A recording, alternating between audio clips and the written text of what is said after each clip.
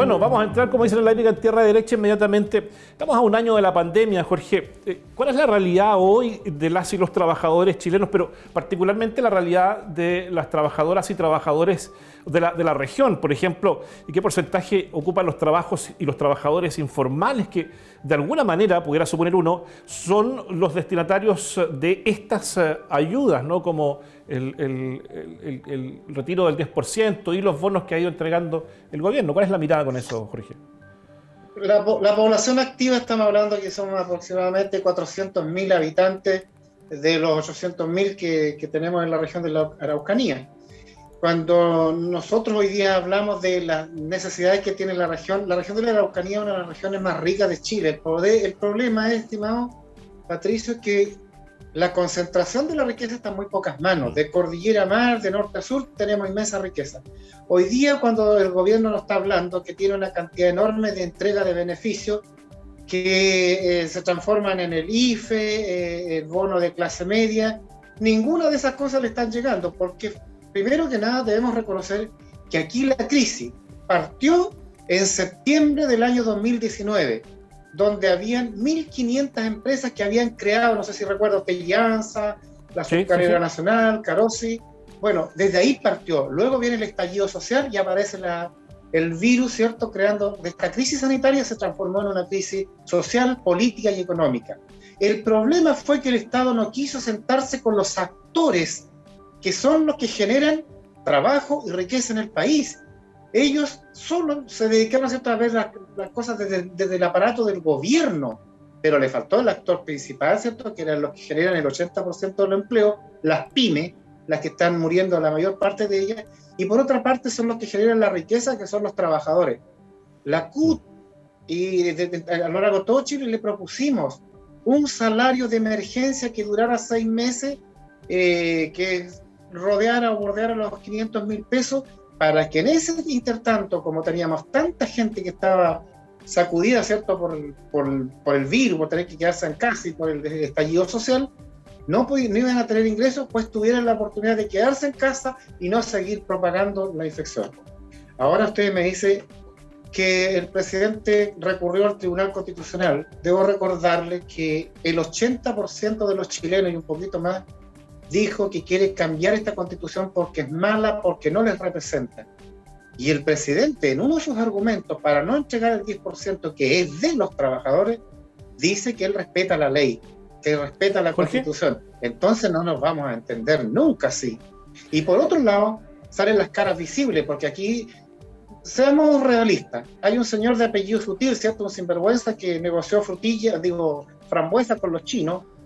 Es el que le raya la cancha al presidente de la República. Hoy día ese señor aparece diciendo que no, que en el fondo nosotros tenemos un problema de que no quieren ir nuestros trabajadores porque con los bonos estamos bien y que los parlamentarios no están entendiendo el mensaje. El señor Sutil se equivocó. Está bien que haya hecho su fortuna de mala forma, pero los trabajadores en Chile son gente honorable, honrada, trabajadora y que cumplan con sus contratos. Entonces yo no Jorge, sé pero qué país me está hablando. En este sentido, las declaraciones de Jorge Sutil se suman también a otras declaraciones que uno observa, que uno escucha, ¿no? De hecho, por ejemplo, el presidente de la Cámara Chilena de la Construcción, quien señaló que el tercer retiro dificulta encontrar trabajadores y los obliga a mejorar los sueldos, o las del presidente de la Sociedad Nacional de Agricultura y exministro de Piñera, Ricardo Aristía, que va también en esa misma línea. Ahora, a mí me llaman la atención estas declaraciones, Jorge, porque estuvimos conversando hace un par de semanas atrás con el director de Lider UFRO, quienes están desarrollando un observatorio laboral. Y una de las conclusiones a las que evidentemente no llegaron a esa conclusión, pero se acerca mucho a lo que dicen los empresarios, que efectivamente hay muchas personas que efectivamente se han visto beneficiadas por los bonos y que prefieren mantener, digamos, este estatus de beneficio. ¿Cuál es la mirada de ustedes respecto de estas declaraciones y de esta situación del observatorio?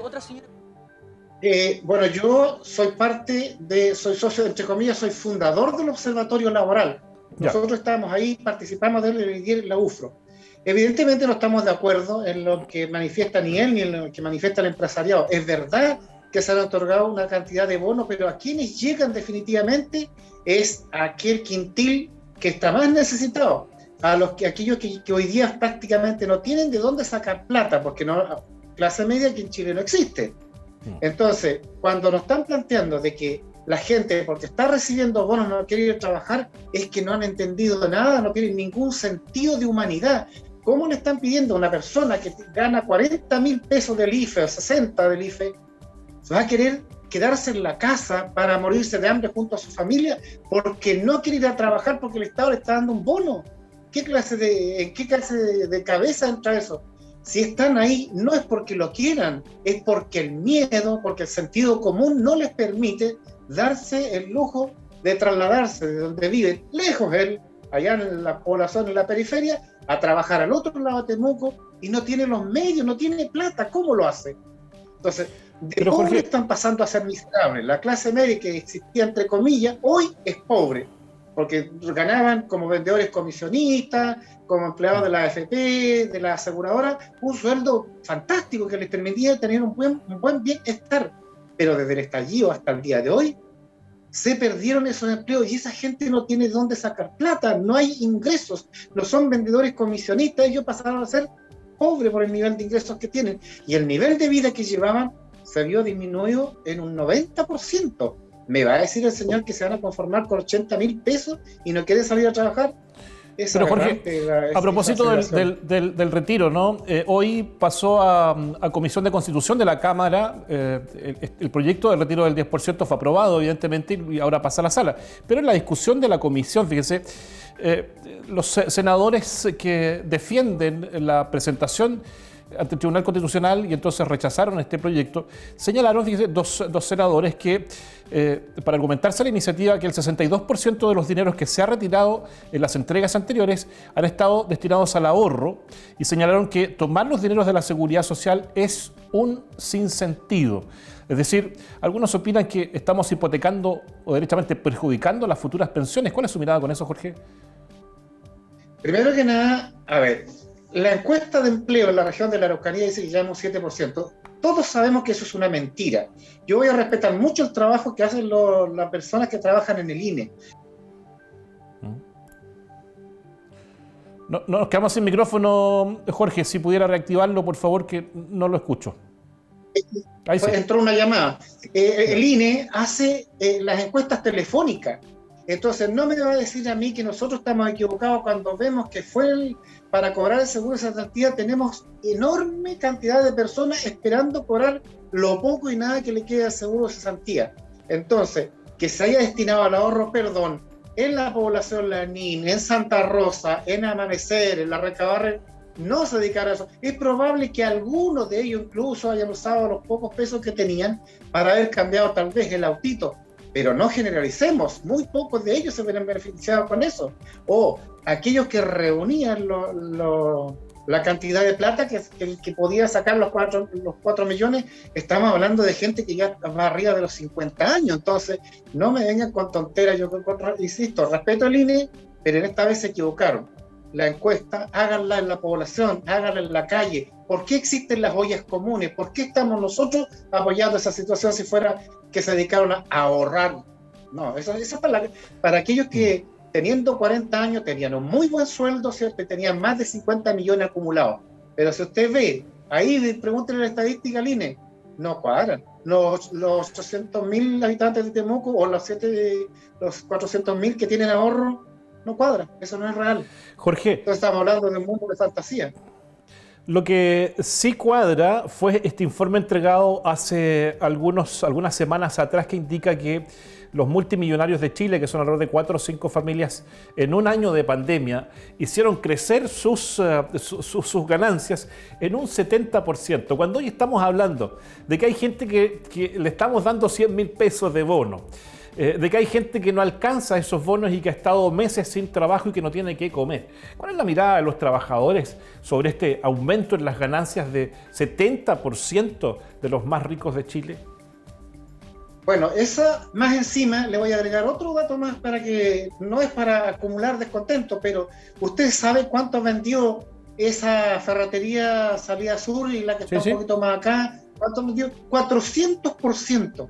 Sin embargo, las pymes, los pequeños negocios que están obligados a cerrar los fines de semana para que atiendan los grandes supermercados, se han ido hundiendo cada día más y ofrecían el 80% del empleo. Entonces, el chancho de ese punto de vista está mal pelado. Ahora, tenemos una población flotante entre los 24 y los 34 años, que son los que tienen muy poco ahorro porque llegan pocos años trabajando, y esa gente se transformaron hoy día en temporeros, se transformaron en vendedores ambulantes, porque no olvidemos que hace 7 u 8 años atrás, un gobierno, que se repite este gobierno, digamos, le entregaron una máquina a cortar pasto, una máquina para coser, y eran emprendedores.